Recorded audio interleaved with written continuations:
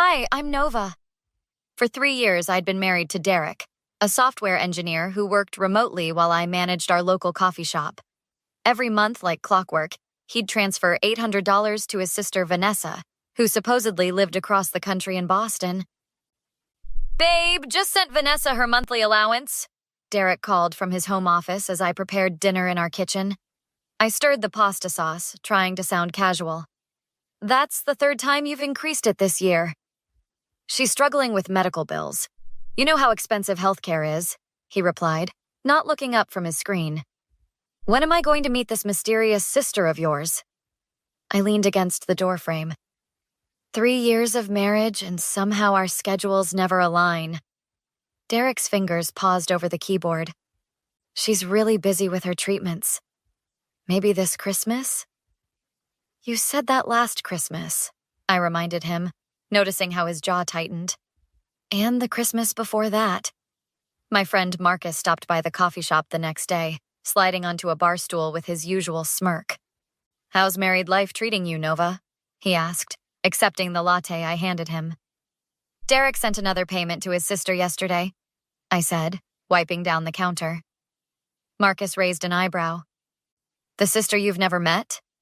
Supposedly she has chronic health issues and needs financial support. How much are we talking about? I hesitated. $800? Monthly? Marcus whistled. That's almost 10 grand a year, and you've never even spoken to her? He keeps her very separate from our life, I admitted. Says she's private about her condition. That doesn't strike you as weird? Marcus leaned forward. Has he shown you any medical bills? Any proof she exists? Of course she exists, I defended, but doubt crept in. He has photos of them together. Recent ones? Marcus pressed. I paused. From before we met? Does she call? Text? Email? They talk while I'm at work, I replied, realizing how convenient that was. And he says she prefers phone calls to texting. Nova, Marcus said gently, you need to do some digging. That evening, I waited until Derek fell asleep. His phone sat on the nightstand, face down. With trembling fingers, I picked it up. To my surprise, it wasn't locked. The call history showed frequent calls to Vanessa. But when I checked his contacts, something caught my eye. 2 entries for Vanessa, one labeled Vanessa Sis and another simply Vanessa with a different number. I scrolled through text messages and found nothing from either Vanessa. Strange for siblings. But in his photo album, I discovered something that made my heart stop. Recent pictures of Derek with a stunning blonde woman, holding hands, kissing. The location tags read Boston. My hands shaking, I took screenshots and sent them to myself, then carefully returned the phone. I couldn't sleep that night, questions burning through my mind. The next morning, I called Derek's mother, Elaine. Nova, what a lovely surprise, she answered warmly. Elaine, I have a question that might sound strange, I began. I'm planning a surprise for Vanessa's birthday, but I realized I don't know when it is. A long pause. Vanessa? Who's Vanessa, dear? My heart pounded. Derek's sister? Elaine's laugh rang hollow. Derek doesn't have a sister, Nova. He's my only child. What do you mean he doesn't have a sister? I gripped the phone tighter, stepping into the back room of the coffee shop.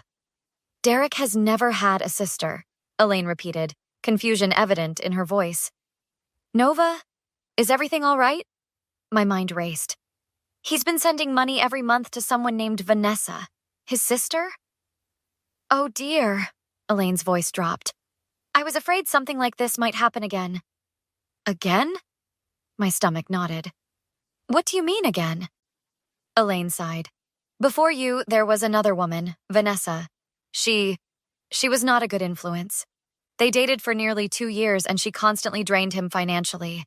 We thought when he met you, that chapter was closed. So Vanessa is his ex-girlfriend? My voice cracked. And he's still sending her money? Claiming she's his sister with medical bills? I'm so sorry, Nova, Elaine said softly. I had no idea he was still in contact with her. After hanging up, I called Marcus immediately. I need your help, I said as soon as he answered. Can you meet me after work? That evening, Marcus sat across from me at a quiet bar downtown, listening as I explained everything. So this Vanessa isn't his sister. She's an ex he's still supporting financially, Marcus summarized, shaking his head. And from the photos, still seeing romantically. Almost $10,000 a year, I whispered. Money we could have used for a down payment on a house. What are you going to do? Marcus asked, signaling the bartender for another round. I'm going to Boston, I decided firmly. I need to see for myself. Alone? No way, Marcus protested. I'm coming with you. What if this woman is dangerous? Derek has a conference in Chicago next week, I explained. 3 days where he won't expect me to be available much. It's perfect. How will you find her? I pulled out my phone. I have the address from his Amazon account. He sent her a package last month. You're scary good at this, Marcus remarked. I'm a woman who's been lied to, I replied coldly. That makes me very motivated. The bartender Zoe placed our drinks down and lingered. Sorry, but I couldn't help overhearing. Your husband's been sending money to an ex while claiming she's his sister? I nodded, surprised by her interest. My ex-husband did something similar, Zoe shared, leaning against our table. Different lie, same betrayal. If you're serious about confronting her, you should gather evidence first. What kind of evidence? I asked. Bank statements showing the transfers, text messages, photos, and witnesses, she said, glancing at Marcus. People who can corroborate your story if this turns ugly. You think it could? Marcus asked. Zoe's expression hardened. When people are caught in big lies, they rarely go down quietly. The next day, I drove to our bank and spoke with Rachel, our personal banker. I need statements for all transfers to this account, I explained, sliding a paper with Vanessa's details across the desk. Rachel frowned. Normally, your husband handles your finances. Is he aware you're requesting this? We're joint account holders, I reminded her. And I'm handling our taxes this year. Of course, Mrs. Collins, she replied, typing into her computer. It looks like there have been regular transfers of $800 monthly for the past 3 years, with 3 increases this year alone. The most recent transfer was $950. Can you print the records for me? I asked, my voice steady despite the anger rising inside. Certainly, Rachel said, then lowered her voice. Nova, is everything okay? These are significant sums. Just being thorough with our deductions, I lied smoothly. Tax season, you know. As she printed the documents, Rachel leaned forward. Between us, my sister works for a family law attorney. If you need a recommendation, just call me. Her knowing look told me she understood exactly what was happening. The flight to Boston felt endless. Marcus kept trying to distract me with magazine quizzes and terrible jokes, but my mind was fixed on what lay ahead. What if she doesn't know about me? I wondered aloud as our taxi approached the address. What if Derek's been lying to her too? Then you'll both have something in common, Marcus replied, squeezing my hand. But those pictures you found suggest she knows exactly what she's doing. The apartment building was upscale, far nicer than what Derek and I could afford. We waited in the lobby until a resident held the door open, then slipped inside and took the elevator to the 4th floor. My heart thundered as I knocked on apartment 407.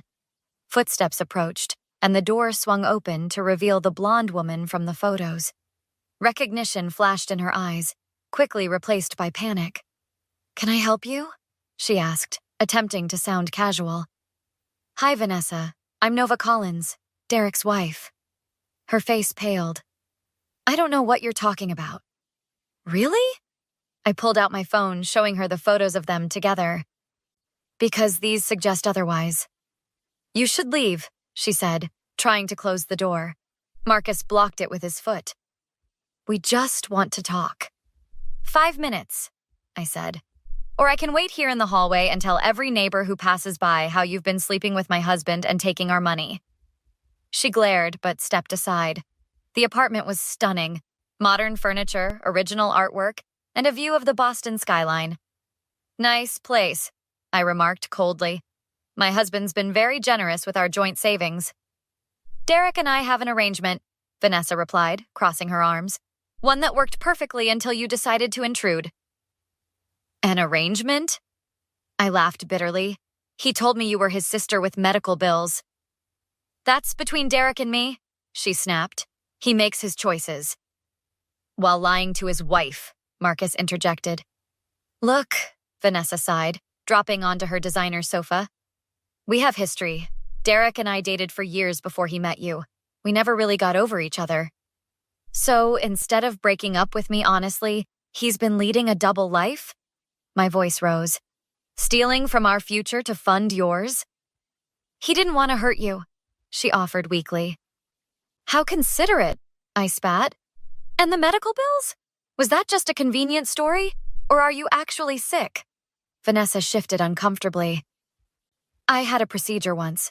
Derek felt responsible. The payments started then and just continued. For 3 years? Marcus asked incredulously. That's some procedure. Derek wanted to help me, she insisted. He still loves me. While married to me, I reminded her. Did you know we've been postponing starting a family because we couldn't afford it yet? Guilt flashed across her face, but quickly hardened. That's not my problem. No, but this is... I pulled out the bank statements. Nearly $35,000 from joint accounts. That's my money too, which makes it fraud. You wouldn't, she whispered. I already have, I replied. I've spoken to a lawyer. This is theft, Vanessa. It was a gift, she shouted, standing up. Derek wanted me to have it. Without his wife's knowledge or consent, Marcus pointed out. That's not how gifts from married people work. Vanessa's composure cracked. What do you want from me? An apology? Fine. I'm sorry you found out. I want every penny back, I said firmly. And I want you to tell Derek it's over. Or what? She challenged. I stepped closer. Or I file police reports in both Boston and Phoenix for fraud. I provide evidence to the IRS about unreported gifts, and I ensure everyone in both our lives knows exactly what kind of people you are. You're bluffing, she sneered. Try me, I replied, my voice deadly calm. I have nothing left to lose. Vanessa's face contorted with rage. You think you can threaten me? Derek will never choose you over me. Never! She lunged forward, grabbing my arm. Get out of my apartment before I call the police. Perfect, I replied, nodding to Marcus, who had been recording our entire conversation. Assault on video. That helps our case. Vanessa's eyes widened as she saw the phone. You can't use that. You recorded me without consent. Massachusetts is a two-party consent state, I agreed. But assault is still assault, and those bank records still show fraud. As we moved toward the door, Vanessa grabbed a glass vase and hurled it against the wall near my head. This isn't over, she screamed. You'll regret this. The police station in Boston was busy, but Officer Bennett took our statement immediately. Let me get this straight, she said, reviewing the evidence. Your husband claimed this woman was his sister, sent her money from your joint accounts, but she's actually his ex-girlfriend? And possibly current affair partner, I added. We have bank records, photos, and recorded threats. The assault and threats are clear violations, Officer Bennett nodded. We'll coordinate with authorities in Phoenix on the fraud allegations. 3 days later, Derek returned home, freezing when he saw his mother sitting in our living room beside me. Mom, what's going on? He asked, confusion evident. Sit down, Derek, I said calmly. We need to talk about Vanessa. His face drained of color. What about her? Your sister? I asked with icy precision. Or should I say your girlfriend in Boston? I can explain, he stammered, looking between us. Please do, Elaine cut in. Explain why you've been lying to your wife for 3 years. It's complicated, he began weakly. Actually, it's quite simple, I interrupted. You've been committing fraud, Derek. Using our joint funds to support a woman you're romantically involved with? Fraud. He laughed nervously. Don't be dramatic, Nova. I've filed police reports, I informed him. Vanessa assaulted me when I confronted her. She's facing charges. You went to Boston? Derek's voice rose in panic. I had every right, I countered. I'm your wife, at least I am on paper. Nova, please. he pleaded, suddenly switching tactics. I made a mistake. Vanessa has always had this hold on me. Save it, I said, standing. The divorce papers are on the kitchen table. Divorce? No! Derek rushed toward me, grabbing my shoulders. You can't do this. I'll stop sending her money. Too late, I replied, stepping back. The trust is gone. I love you, he insisted, tears forming. Vanessa meant nothing. A 3-year nothing, Elaine interjected. I raised you better than this. Mom, stay out of it, he snapped before turning back to me. We can fix this. Go to counseling. There's more, I said quietly. Your conference in Chicago? I know you were in Boston. His shoulders slumped. How? Location tracking on our shared family plan, I explained. The one you forgot to remove yourself from? 6 months later, I sat with Marcus and Zoe on the patio of my new apartment. The judge awarded me the full amount plus interest, I announced, showing them the court order. What about Vanessa? Marcus asked. Community service for the assault, and she has to repay her portion, I explained. Her new apartment is significantly less luxurious. And Derek? Zoe inquired. His company found out he was using corporate travel for personal trips, I replied. He's on probation and paying back those expenses too. Do you regret any of it? Marcus asked quietly. Going after them both so hard? I considered this, watching the sunset. Not for a second. They betrayed me, stole from me, and would have continued if I hadn't stood up for myself. To Nova, Zoe toasted. Who reminds us all that sometimes the best revenge is simply ensuring people face the consequences of their actions. What's next for you? Marcus asked. Living my life on my terms? I smiled. No more lies, no more betrayal. Have you thought about telling your story? Zoe suggested. There are others out there being deceived who might need to hear it. Maybe I will. I nodded. What would you do if you discovered your partner was living a double life? Would you confront them, walk away, or fight for justice?